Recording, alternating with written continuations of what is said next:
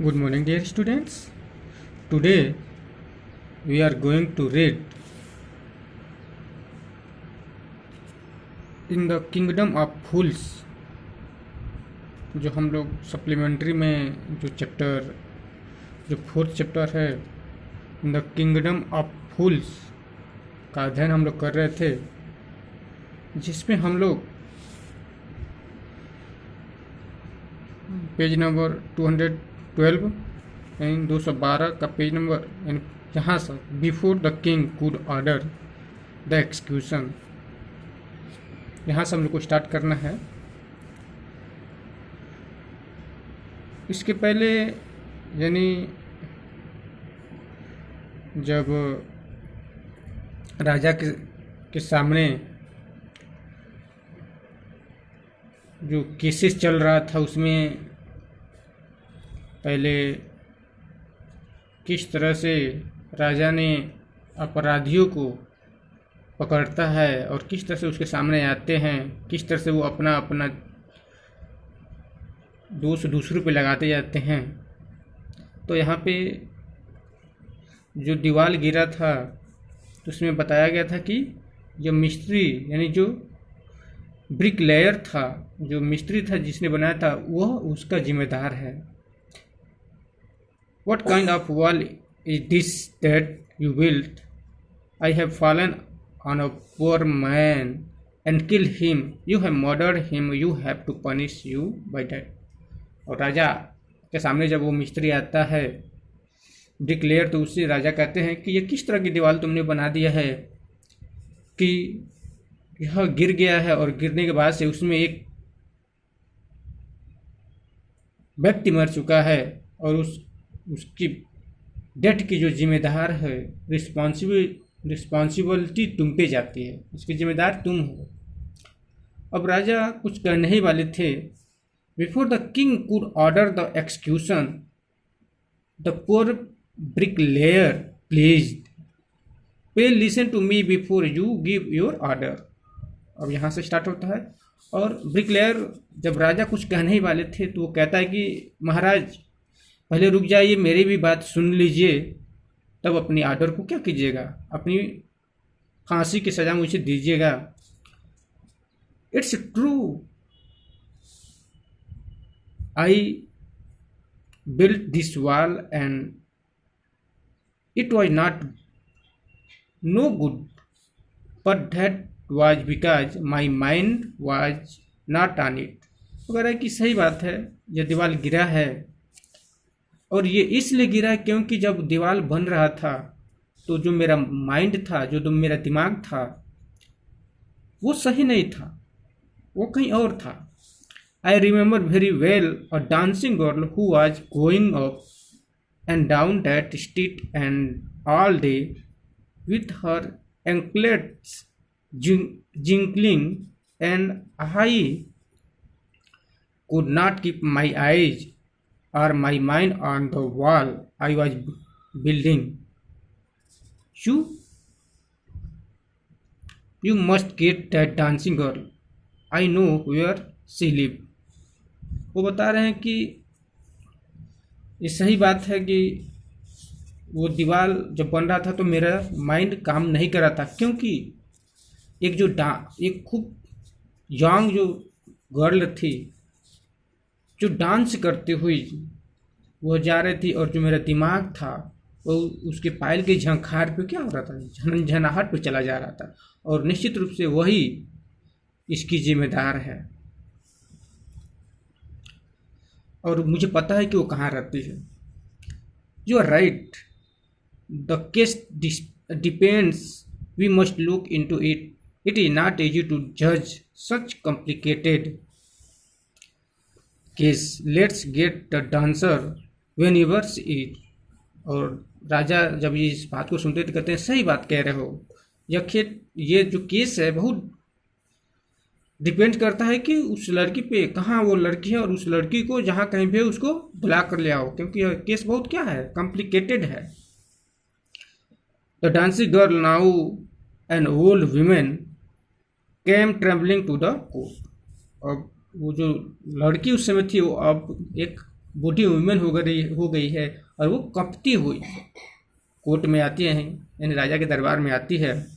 Do you walk up and dance that stick many years ago while this poor man was building a wall?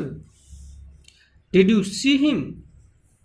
यानी राजा उस women से पूछते हैं कि क्या तुम बहुत वर्ष पहले इस गली से, इस स्ट्रीट से गई थी जब एक जो पुअर मैन है वो दीवार बना रहा था? क्या तुम उसे पहचान सकती हो, देख सकती हो? Yes my Lord, I remember it very well. हाँ, मैं इनको पहचान सकती हूँ बहुत अच्छी तरह से। So you did walk and down this your anklets jingling, you are young and you distract him so he built a bad wall. जब यह बात वो कहती है तो राजा कहते हैं कि जब तुम उस गली से जब जाती थी तो योर एंकलेट्स झिंकलिंग, यानी जो तुम्हारा पायल था उसका जो झंझनाहट थी, इससे द यंग मैन उस पर क्या हो जाता था, डिस्ट्रैक्ट हो जाता था, यानी उसकी तरफ आकर्षित हो जाता था और इसीलिए उसने बेड दीवार बना दिया था, यानी गलत दीवार का क्या कर दिया था, निर्माण कर दिया था। It's has fallen on a poor burglar and kill him, you have killed an innocent man, you shall have to punished। देखिए राजा की मूर्खता को देखिए। अब यहाँ पे वो कह रहा है कि इसके वजह से यह दीवार क्या हो गया, गिर गया है, और एक बलगर, जबकि वो एक चोर था, और वो कह रहा है कि एक राहगीर जो मर गया है वो अनजान है, इनोसेंट मैन है, अब यू हैव टू पनिश्ड, और जिसके वजह से अब तुमको पनिश करना पड़ेगा। सो thought for a minute and said, my lord, wait, I know now why I was walking up and down that street. I have given some gold to the goldsmith to make some jewelry for me।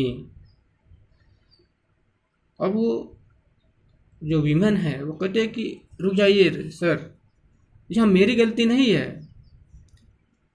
क्योंकि मैं एक अपना जो सोना था मैं एक gold Smith को दिया था और उसी ने मुझे बार बार बुलाता था और इसीलिए मैं वहाँ पे बार बार जाती थी, ज्वेलरी यानी अप डाउन में कर देते। ही वॉज लेजी स्कंड्रल, वो क्या था, यानी बहुत वो लेजी था, वो जो बहुत दुष्ट व्यक्ति था, क्योंकि he done made many excuses, said he would give it now and he would give it then and so on all day।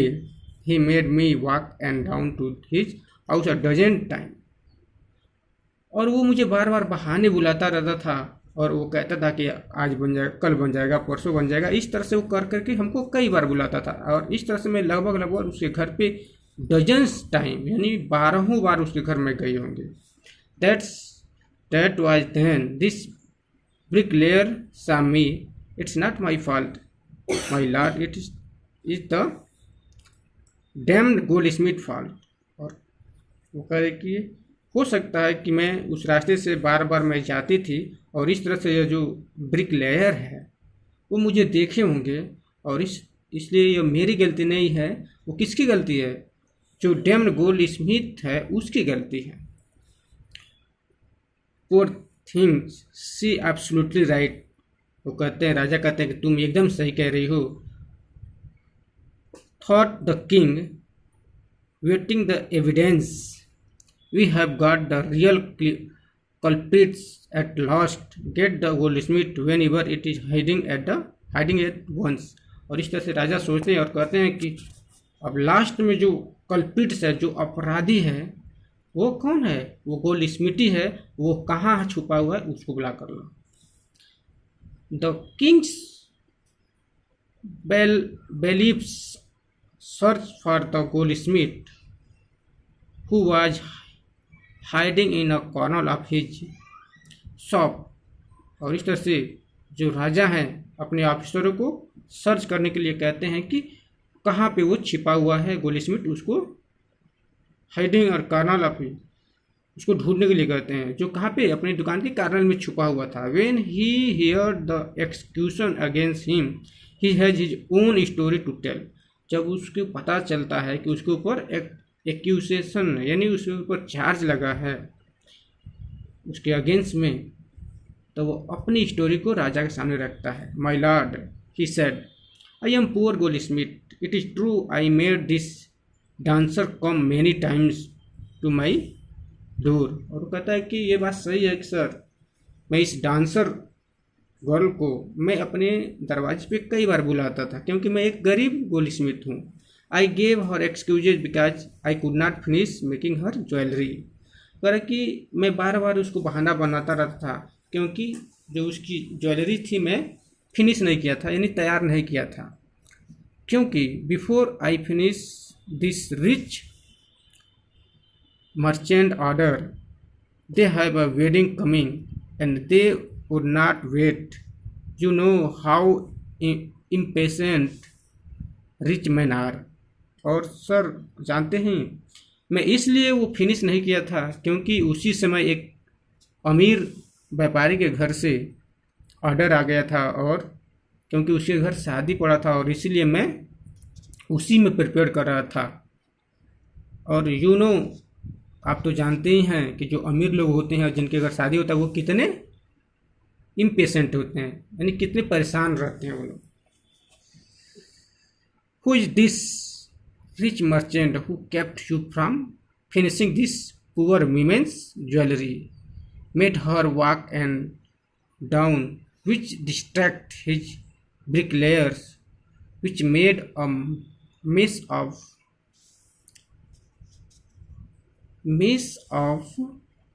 his wall, which is now fallen on an innocent man and kill him. Can you name him?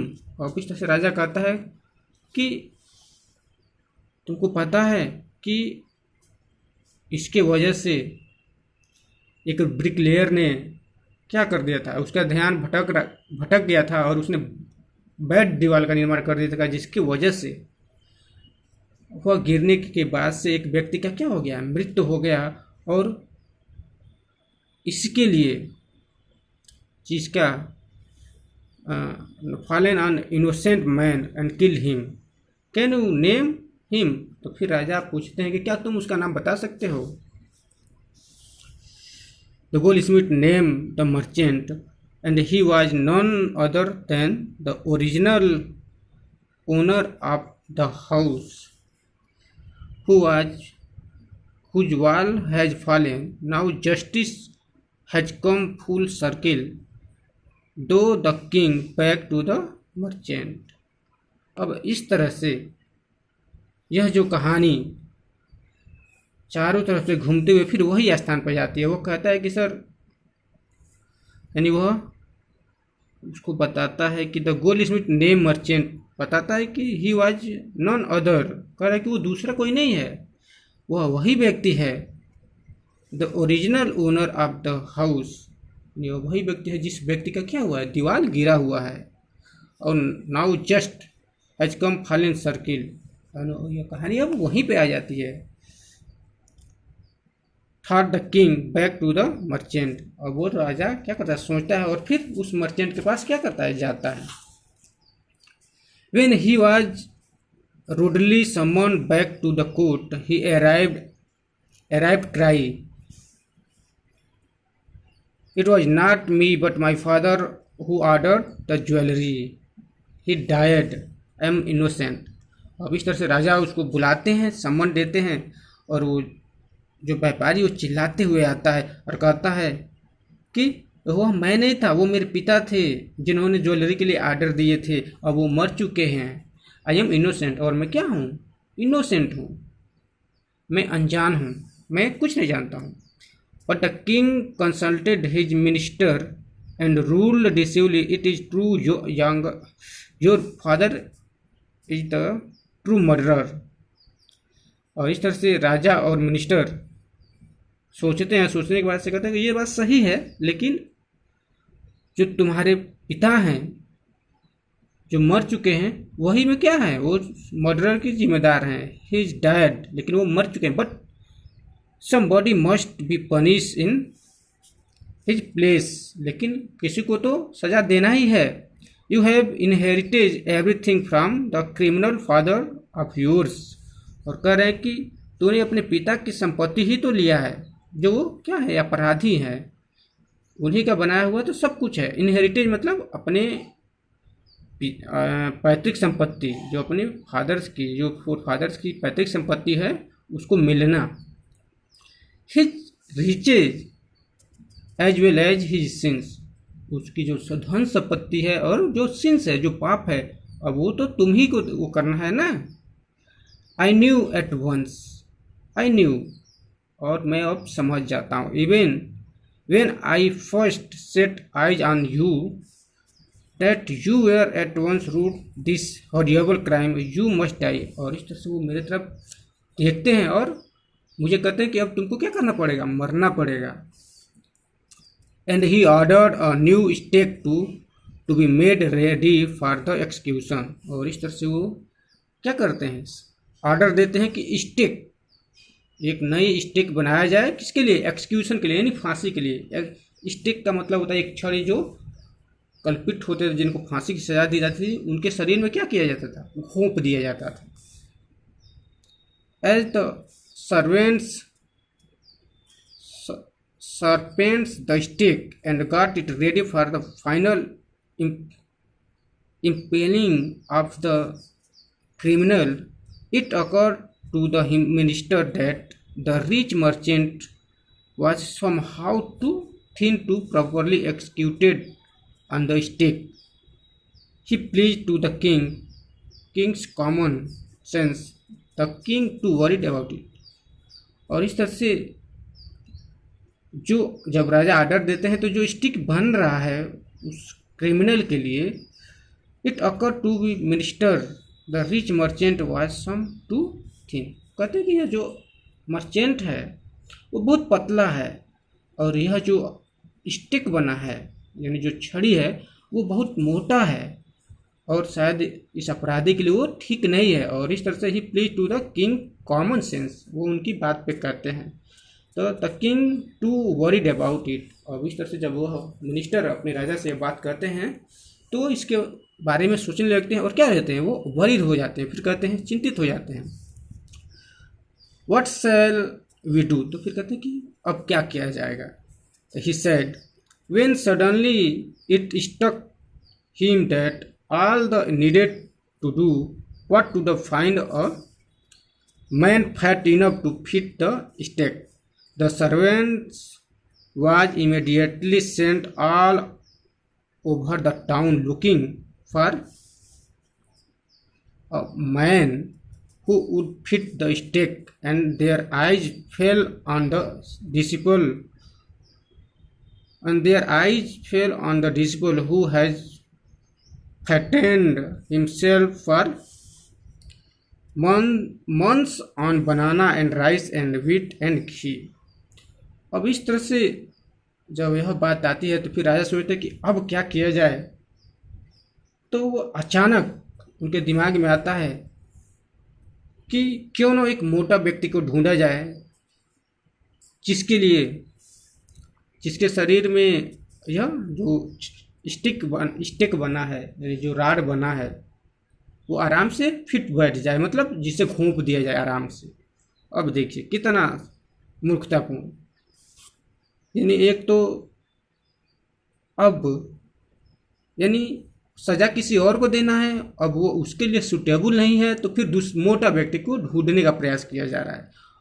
तो जो servant है वो अचानक पूरे राज्य में जाते हैं, और जाने के बाद से उनकी नज़र किस पे पड़ती है, वो डिसिपल यानी उस शिष्य पे पड़ती है, जिसको गुरु ने कहा था कि यहाँ से चलो, ये यहाँ पे कुछ भी हो सकता है, लेकिन वो खाने के चक्कर में क्या आराम से मोटा हो गया था। तो वही had fattered himself month of banana and rice and wheat and ghee, यानी जो महीनों से क्या बनाना, राइस, व्हीट एंड घी खाकर खूब मोटा हो गया था, अब उन सबकी नज़र उसी पे पड़ती है। What have I done wrong, वो कहता है कि मैंने क्या किया है, आई एम इनोसेंट, मैं तो अनजान हूँ, I am sanyasi, he cried, that's may be true but it is the royal decree that we should find a man fat enough to fit the stake, they said, and cried himself to be the place of execution। और इस तरह से वो कहता है कि मैंने क्या किया है, आखिर मुझे क्यों पकड़ के ले जा रहे हैं। तो जो सर्वेंट है वो कह रहे हैं ठीक है, वो तो कह रहा है कि मैं सन्यासी हूँ, आखिर मेरा कसूर क्या है, मैंने तो कुछ किया नहीं है। तो जो सर्वेंट है वो कह रहे हैं कि हाँ तूने कुछ नहीं किया है, वो हम लोग को पता है, लेकिन यह तो हमारी रॉयल किंग का क्या है, ऑर्डर है कि जो मोटा व्यक्ति है उसको क्या किया जाए, पकड़ के लाया जाए और उसके शरीर में क्या किया जाएगा, फिट द स्टिक, यानी जिसके लायक यह रॉड बना है। This sad and cry himself to be the place of execution, यानी जब वो फांसी की नाम सुनता है तो वो परेशान होता है, चिल्लाने लगता है। ही remember his wise gurus word, और इस तरह से वो अपने राजा की बात को क्या करता है, याद करता है। This is a city of fools, we don't know what they will do next। और अब उसको पता चलता है, वो कहे थे कि यह सिटी मूर्खों की है और वो पता नहीं कब क्या कर देंगे। अब वो बात उसको याद आती है। while he was waiting for death, he prayed to his guru in his heart, asking him to hear his crying whenever he was। The guru saw everything in the vision, he had magic power, he could see far and he could see the future as he could see the present and the past। He arrived at once to save his disciple who had got himself in such a scrape through love of food। और इस तरह से वह अब अपने गुरु को क्या करता है, याद करता है। और उसके गुरु जो कि सब कुछ जानते थे, विजन यानी वो सब कुछ देख सकते थे, पास्ट प्रेजेंट और फ्यूचर सब कुछ देख सकते थे, और इसलिए वो अपने गुरु को क्या कर रहा है, याद कर रहा है। एंड ही कुड, और इस तरह से ही arrive at once to save discipline, और इस तरह से वो अपने शिष्य को बचाने के लिए वो वहाँ पे क्या होते हैं, प्रेजेंट होते हैं। तो आज के लिए इतना ही, नेक्स्ट क्लास में इस चैप्टर को हम लोग कंप्लीट करेंगे। Okay, thank you.